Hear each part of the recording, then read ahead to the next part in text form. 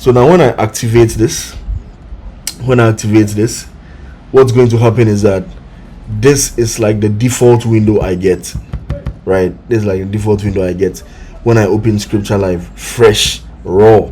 Okay, this is the window I get. Now don't be confused there, and I always advise that the first thing you do is just shrink this one all the way here, bring this one to here a bit, and then take this one here, yeah, and then this one should also be big, then kind of bring this one here as well. So this is like the settings I advise people to do. Like this one should be the smallest, this one does the transcription, and then this one should be mid, okay, because that's what that's where the pinned scriptures are, and that's where your slides are. And then this deals with the verse suggestions, and then this deals with the display history, and then this actually deals with the actual detections. This also deals with detections, but any detection that scores below 90 and below will come here. Any detection that scores 90 and above will come here. And then this is the side that you control every other thing. When you want to do a manual search, again in Acts chapter 1 verse 3 or something, I display it, and then anything I display comes to the display history. Anything I display will come to the display history, okay? And then there is the next. You can click on the next. You see it's taking every display. I come here, and then I can clear all at once, okay? And then if it's the same thing, and then I just want to start for the pastor to reference it in the service, I'll just start, and then it comes here, right? And when I immediately I display, it also comes here as well. So there's a difference between these two. So that's what the pin is for, and that's what the display history is for. So let me clear all. So first of all, let me start from this transcription, okay? Now the transcription side, I will choose the microphone. I'll choose a microphone right now. I'm just using the raw MacBook microphone, okay? And then I have to click on this start, okay? Don't click on that start, click on that button that was blue to become red. So as you can see, this transcription is happening live. Everything I say is being transcribed, everything I speak is being transcribed.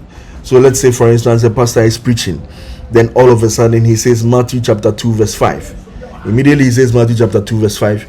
You realize that it was detected here, and then the detection automatically displayed it here because the score of this direct was 96, okay? And then let's say in the middle of the conversation or in the middle of the preaching, he quotes something that is not a direct reference. He didn't say Matthew chapter 2 verse 5. He's here saying, in him we live and move and have our being. Then he'll come, blessed be the name of the Lord, who has blessed us with every spiritual blessing in heavenly places, that is in Christ Jesus. So he will just start quoting these scriptures. You understand? You see, for in him we live and move. I just said it. I didn't quote the scripture, but the thing came. And then blessed be the God and Father of our Lord Jesus Christ, who has blessed us with every spiritual blessing in heavenly places in Christ Jesus. That also came. So that is another aspect of this one, right? And then we can say, okay, give us this day our daily bread. So as soon as I say give us this day our daily bread, it brings that particular scripture here. You get it? And then I can display, give us this day our daily bread. So the pastor is preaching. If he quotes an actual scripture, Ephesians chapter 2 verse 5, immediately you see that Ephesians chapter 2 verse 5 is there. Then if the pastor wants to switch from versions, right? So let's say, okay, switch to the NIV version. Immediately switch to the NIV version. He said switch to NIV. This one has switched to NIV. Okay, let's say we want the Passion Bible. So switch to the Passion Bible. Right now it's switched to the Passion Bible. Okay, go back to the King James version. You realize that it has gone back to the King James version. So this is such that, okay, now let me take the opportunity, as I'm explaining the whole transcript, let me take this opportunity to actually explain these three bad things at the top here. So because I said Ephesians chapter 2 verse something, it is setting the context at Ephesians chapter 2. Now when I come back and say verse 7, because the context is already Ephesians chapter 2, verse 7 came down here, and the display guy can actually display it, right?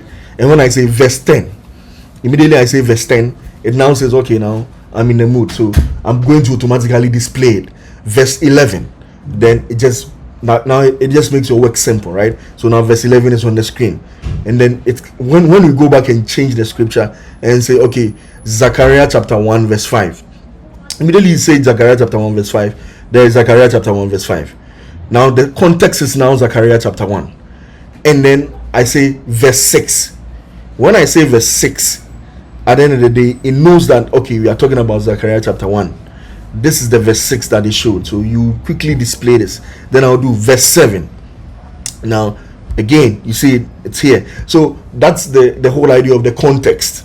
The context is listening for like a verse change or something like that, right? That's all what the context is doing. So when the pastor switches and then you don't want it to be displaying the numbers, let's say I can just say 10. When I say 10, you see it's doing the 10. If you don't want that distraction, you can reset the context, because by this time the pastor would have left this side, right? So now when I say verse 10, verse 11, nothing happens. But there is a general context. I can say next verse. When I say next verse, you see it automatically switches to, you say I said it twice, so good. It's now on 10, right? Let's go back. When you say let's go back, it won't do anything, right? But it's a previous verse. So there are certain keys, right? So the previous verse takes it to the good. Now I'm just saying casually previous verse, and it's just going back.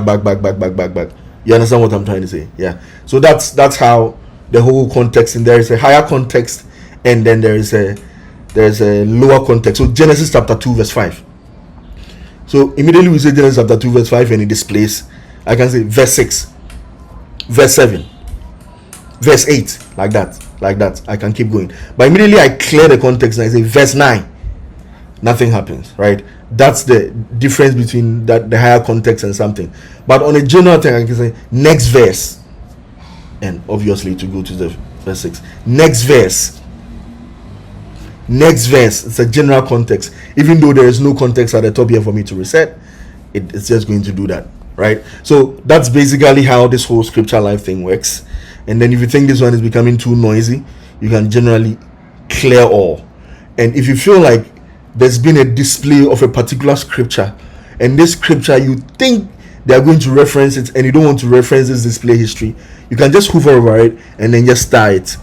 Immediately you star it, it's going to be pinned. So let's say maybe you think he's going to go, okay, it's not by might, it's not by power, but by my spirit saith the Lord. So immediately I said that, you see that Zechariah 4:6 is there, right? Zechariah 4:6 is there straight away. I can just start this and then display it, right? As he said, it's not by might, it's not by power, but by my spirit says the Lord. Who art thou, O great mountain, before Zerubbabel? You become like a flat plain. Like you see, when the pastor starts quoting these scriptures, you should automatically see them, and then that is where some of these things come in, right? So when you see them and then you want to star them, or you want to, whatever you want to do, just do them. So for example, like as the pastor was preaching and he said, who art thou, great mountain, before Zerubbabel, blah blah, it just came. So maybe you don't want to display now, or you just display it, but you don't want this one to be gone. I mean, it's already in the history. You just want to start it and maybe start this one as well. Anytime, especially when you want to clear the context, so that you allow the flow and then more will come. And then you can just, let's say we clear this one, and then I have these three key scriptures that maybe they are the anchor scriptures that the man of God is using. I can always go back between them. So this is like a basic show or basic flow of how to set Scripture Live up and how to just start using it.